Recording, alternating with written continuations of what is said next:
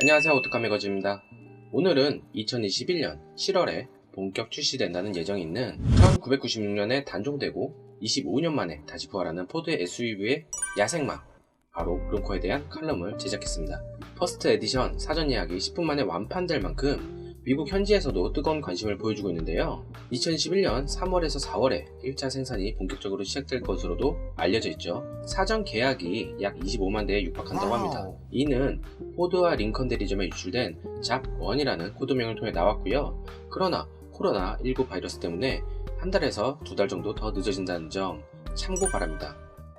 이 날짜는 미국 출시 현지 날짜고요. 직접적인 경쟁 차종으로는 가장 포지셔닝이 겹쳐지는 라이벌이 지프의 레니게이트 및 랭글러 루비콘이죠. 전통 오프로드의 표방부터 그릴과 범퍼, 팬더와 핸더 플라이 및 오프로드를 진국으로 만끽할 수 있는 오픈형 천정과 튜브도어까지 선택할 수 있는 모듈화가 다양하다는 것 또한 지프의 랭글러와 직접적인 경쟁의 이유죠. 하지만 모듈화하는 법은 지프가 전동 드릴로 나사를 박으면서 선반을 조립하는 방식이라면 브론코는 잘 끼워 맞춰 넣는 방식 같은 이런 예를 들 정도로 더 편한 방식의 모듈화를 제공을 합니다. 이는 좀 더 뒷부분에 자세히 다뤄보도록 하고요. 다른 경쟁 차종으로는 랭글러 말고 랜드로버 디펜더가 있지만 보다 직접적인 경쟁 차량인 지프와의 간단한 비교를 해보겠습니다. 우선 브론코의 역사를 살펴봐야 그 뒤에 왜 이런 모듈화와 기능들 그리고 차량의 레이아웃이 나오는지 알 수가 있기에 역사부터 간단하게 말을 해보죠. 나름 포드 풀사이즈 SUV의 시작을 알린 모델도 있으니 재밌게 봐주길 바랍니다. 우선 1세대는 1966년부터 1977년까지 11년을 끌고 갔죠. 이 당시에는 풀체인지 주기가 상당히 길었던 시기인데요. 현재 브론코만의 아이덴티티가 바로 1세대부터 시작이라는 것을 단번에 알 수 있는 디자인이죠.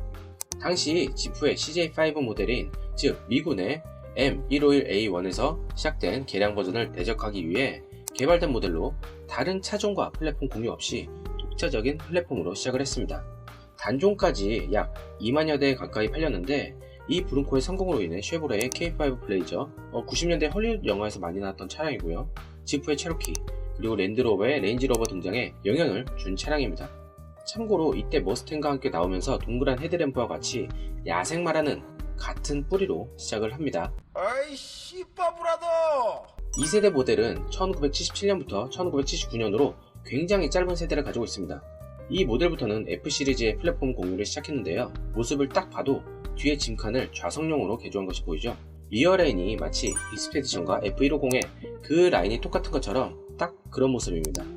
다 안 좋았던 것은 아니죠. 플랫폼 공유로 인해 기존 모델보다 길이가 무려 610mm가 길어지고 폭은 약 250mm, 높이는 130mm로 커진 만큼 체급이 올라갔습니다. 2세대부터 엔진은 135마력의 V8, 5.8L 엔진이 기본으로 장착되었고 옵션으로는 149마력까지 발휘하는 V8, 6.6L의 엔진을 선택할 수 있었죠. 미션은 자동, 수동 모두 4단으로 제공이 됐고요. 후륜 스프링이 코일에서 다시 판 스프링으로 변경됐지만 풀타임 4륜구동 트랜스퍼 케이스가 처음으로 장착되면서 오프로드 성능이 향상됐습니다. 짧은 역사와 다르게 마지막 해에는 10만 4천여 대를 판매를 했죠. 3세대 모델은 1979년부터 1986년까지고 처음 SM5처럼 외관은 거의 비슷한 채 내부적으로 많은 부분이 변경되었는데요. 2세대 대비해서 가벼운 차체와 새로 개발된 독립식 전륜 서스펜션의 장착으로 더 편안한 승차감을 제공을 했습니다. 직렬 6기통 4.9L 115마력의 엔진을 기본으로 V8, 5.8L의 엔진은 150마력으로 높아졌고요.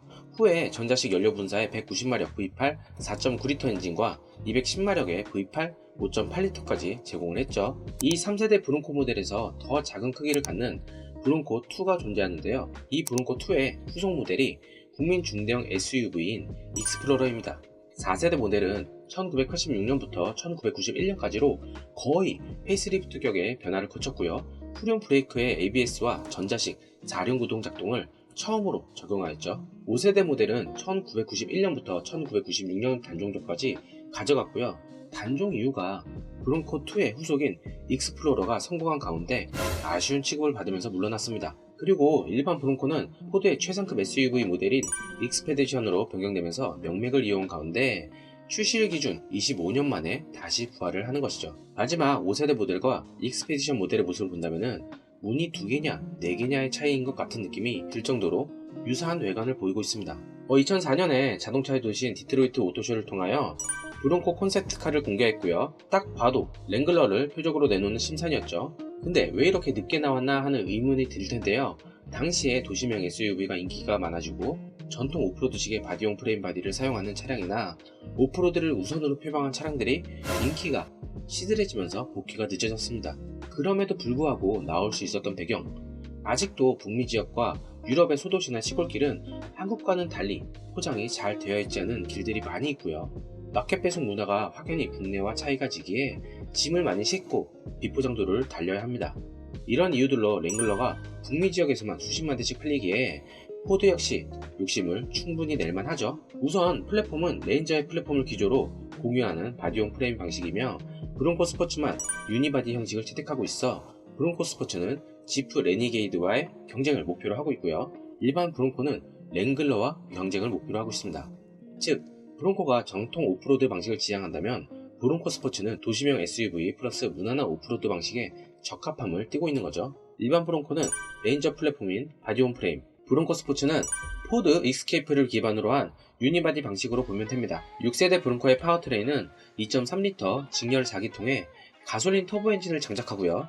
이 엔진은 최고 출력 270마력과 최대 토크 42kg를 마크하고 2.7L V6 에코부스트 엔진은 310마력과 최고 출력 54kg를 마크합니다.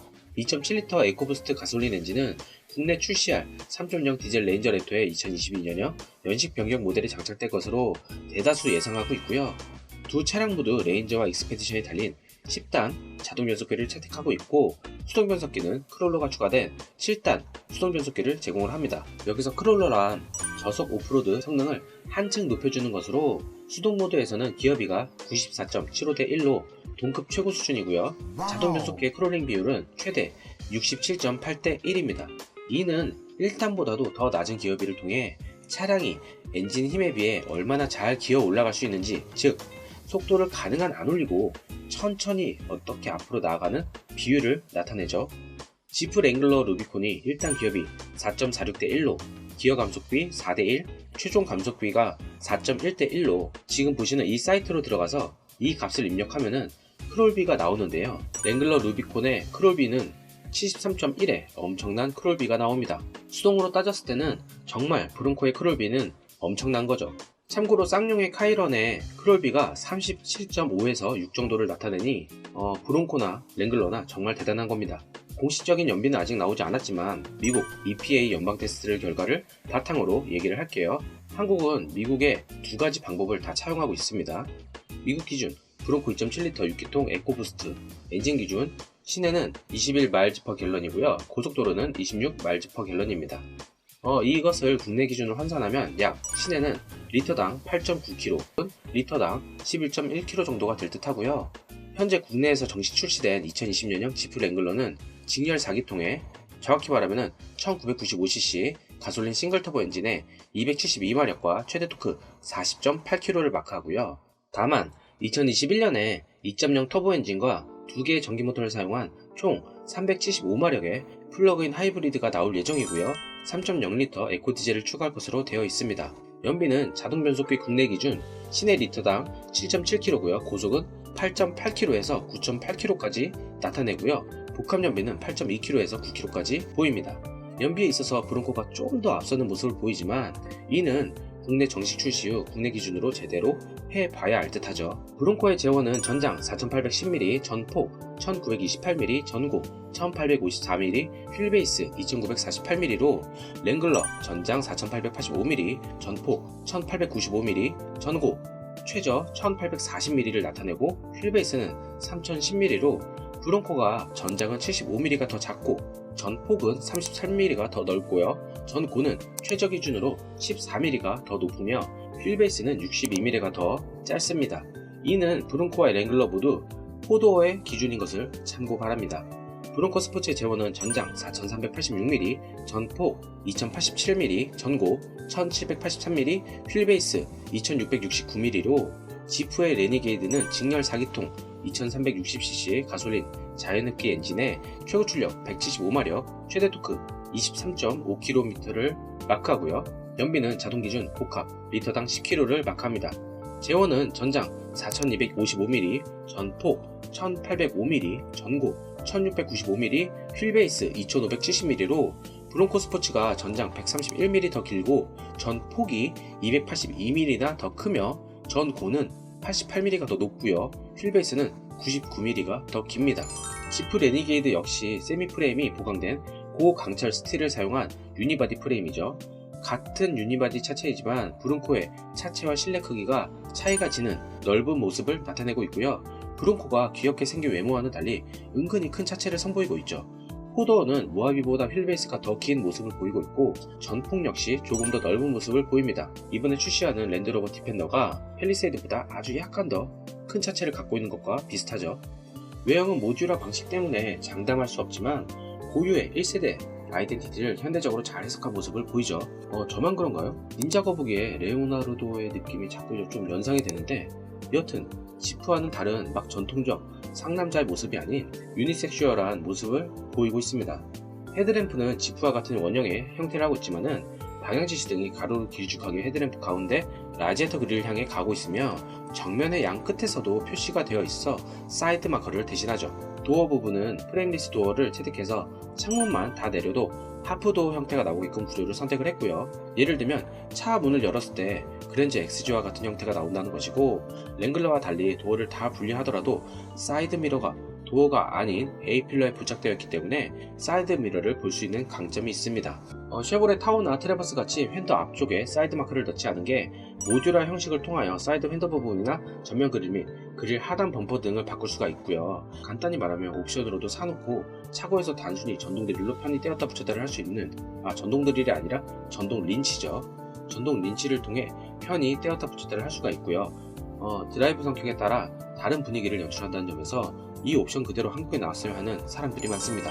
너무 여러가지의 모듈화를 제공하기에 어쩌면 현대차가 제공하는 N 퍼포먼스 파츠 같은 방식의 외관 변화의 옵션을 선택하게끔 할 수가 있지만요. 북미에서 하던 방식 그대로 모듈화를 제공했으면 하네요. 이 모듈화에 대해서 포드에서 영상을 제작을 했습니다. 지프의 불편한 모듈화 방식을 비꼬면서 말이죠. 해당 영상에서는 3개의 주요 부분을 모듈화가 가능하도록 했다는 것이고요.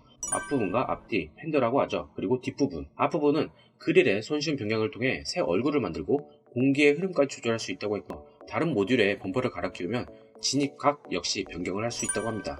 차량 그대로의 진입각은 브론코 투도어 기준 진입각 43.2도, 이탈각 29.0도, 램프각 37.2도로 랭글러 투도어 진입각 44.0도, 이탈각 27.8도, 램프각 37.2도로 보다 약간 더 우세함을 보이고요. 브론코 포더 진입각 43.2도, 이탈각 26.3도, 램프각 37.0도, 랭글러 4도어 진입각 43.9도, 이탈각 22.6도, 램프각 37.0도로 수치상으로는 진입각을 제외한 나머지 부분에서 브론코가 좀 더 우세함을 보이네요. 다시 모듈화로 넘어가자면은 휀더와 휀더 플레어 및 사이드 스텝과 락슬라이더, 사이드 스텝 리어 휀더 역시 간단한 렌치질로 작업을 손쉽게 할 수가 있다는 것이죠. 여기서 경쟁 차량에 대한 것과 비교 얘기가 나오는데 브론코는 볼트 형식으로 되어 있어 슈나 랭글러는 재용접 방식이라고 얘기하고 있고 타사는 용접기와 소치가 필요하지만 브론코는 렌치면 충분하다고 어필을 하고 있습니다. 커스텀 제작에 거의 한계가 없다고 할 정도로 많은 다양성을 제공한다고 하고 이는 애프터마켓이 아닌 순정 부품으로만 제공을 한다고 하죠. 그리고 천장과 리어 부분의 판넬을 뒷부분에 따로 놓을 공간이 있어 경쟁 차량보다 보관이 더 쉽다고 합니다. 휀더는 3가지를 제공하고요. 헤빅 휀더와 연장 휀더 그리고 포켓 스타일의 휀더가 있고요. 타이어도 16인치부터 18인치까지 적용을 하고 타이어 폭이 255mm에서 315mm까지 엄청난 광폭 타이어 역시 순정으로 적용이 가능하다고 합니다. 윈치 역시 보다 쉽게 탈부착이 가능하고요. 범퍼도 볼트만 보면 바로 교체 가능하고 사라피바 깃발 꽂이 및 보호대 그리고 오프로드 전용 램프와 고프로까지 전부 말이죠. 타이어 순정 제공에서는 최대폭을 지원하는데 브론코는 어떤 트림에서든지 간에 35인치 타이어 장착이 가능하다고 합니다. 현재 순정 상태에서의 공장에서 장착할 수 있는 최대 사이즈는 루비콘 모델의 33인치 적용이 최대입니다. 게다가 순정 상태로 비트락이 가능한 휠이 장착된 최초의 SUV가 된다고 하죠. 이게 왜 최초라고 하냐면 지프 랭글러를 위한 비트락 장착 휠을 구할 수는 있지만 별도의 대리점이나 애프터마켓을 찾아 많은 비용을 들여 장착했던 것이라 모듈화 커스텀식의 조립을 통해 패키지에 일부러 해준다는 것은 정말 큰 장점이죠. 총 모듈화를 위한 200여 개의 순정 액세서리를 발표할 예정이라고 합니다. 브론코의 특징이라면 전륜 독립 현가 방식의 후륜 솔리드 엑셀인데요. 오프로드 사이에서 솔리드 엑셀이 아니면 쳐주지 않는다는 말이 있더라고요. 랭글러는 전륜과 후륜 모두 솔리드 엑셀을 사용한 반면 브론코는 후륜만 솔리드 엑셀입니다. 이런 전륜은 독립 현가, 후륜 리지드 엑셀 구조는 국내 차량에서도 찾아볼 수가 있죠. 1톤 트럭의 제왕인 포터와 기아의 레토나 1호차로 유명하죠. 현대 마지막 바디온 프레임 구조인 테라칸과 스타렉스 밴 등이 있죠. 전륜과 후륜 다 리지드 엑셀 서스펜션이 장착된 차량은 1세대 코란도와 일전의 랜드로버 디펜더, 1세대 G클래스와 지프 체로키 등 주요 오프로드의 강함을 보이는 차종이 적용된 것을 알 수가 있습니다. 브론코 스포츠가 아닌 일반 브론코는 오프로드의 제왕자를 노린다며? 근데 왜? 라는 생각을 할 수 있죠. 주로 도심 주행을 많이 할 수 있고 세미 비포장 도로와 사막 같은 모래 구조의 길을 다니는 게 거의 대부분이라 생각했던 것 같죠. 운전자의 승차감을 생각해서 전륜은 독립 현가 방식을 사용했을 가능성이 크죠. 아마 이 부분에서는 정통 오프로드를 지향하는 분들에게 좀 욕을 먹을 듯 합니다. 왜 그러냐면은 기본적으로 독립 현가형 서스는 리지드 엑셀 형식에 비해 온로드 구간에서는 노면의 접지력이나 적응성이 좋지만 홈로에서는 반대로 노면의 적응성이 떨어지는데요. 서스펜션의 유연성이 부족하다고 해야 할까요? 그래서 수직으로 떨어지는 휠 트래블이 짧아지게 되죠. 이 서스의 유연도는 험한 지형에서 바퀴를 땅에 접지시켜 구동력을 잃지 않게 하는 역할을 합니다. 다만 전륜 리지드 엑셀 차량은 관리를 잘 해줘야 하는 부분이 있는데요. 흔히 부품 교환 주기를 놓치게 되면 데스 워블러 일컬어지는 조향윤 떨림 현상이 벌어집니다. 그렇다고 전륜 독립 현가 방식이 안 좋은 것은 아니죠. 승차감 및 연비의 증가와 온로드에서 리지드 엑셀 방식보다 전복 안정성이 더 좋고요. 강화되는 규정 같은 것에 유연한 대처를 할 수 있으며 매번마다 한계점에 다다르는 오프로드를 가지 않는 현대인들의 특성에 맞춰 전륜 독립 현가 플러스 후륜 리지드 엑셀 방식이 폭넓게 사용이 되고 있는 거죠. 지프의 WJ 그랜드 체로키 이후에 그랜드 체로키는 양축 다 독립 현가 방식이 되게 변화를 하였고요. 그리고 전자식 트랙션 컨트롤 장치의 발전과 차동기어 잠금 장치인 LSD의 발전 등 수직 휠 트래블을 많이 내지 못해도 땅에 닿아있는 접지력만으로도 의존하는 주행이 가능한 오프로드 차량이 늘어난 만큼 정통 오프로드의 방식도 변하고 있는 듯 합니다. 그리고 포드 F150 랩터에서도 독립 현가 서스를 잘 셋업한 경험이 있어 큰 문제는 되지 않을 듯 하죠. 미국 현지 프리프라덕트 모델을 시승해본 리뷰어들의 후기를 보면 시야적으로는 브론코가 랭글러보다 못한 시야감을 제공을 한다고 합니다. 이 기준은 도어와 루프 탈거 기준이고요. 아까 장점으로 말한 A필러에 연결된 커다란 사이드 미러는 아무것도 없는 랭글러보다 거슬린 경우가 있다고 하고 전방 후드의 좌우에 달려있는 트레이 사이트가 유용성보다는 시야를 가리는 역할을 한다는 거죠.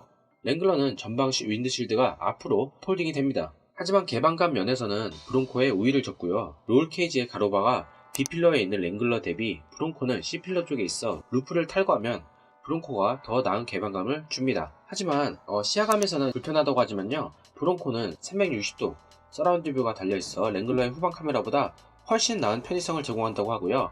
근데 여기서 윈드실드가 폴딩 되는 건 강화된 규제 때문에 불법이 아니냐고 할 수 있겠지만 브론코 같은 경우 규제 후에 다시 생산되는 것이라 이 규제를 따라하고요. 랭글러는 규제 이전의 것으로 만들어지고 지속적인 생산을 하는 경우 규제가 변경돼도 그 규격을 유지하는 북미 차량 규제법에 따르고 있습니다.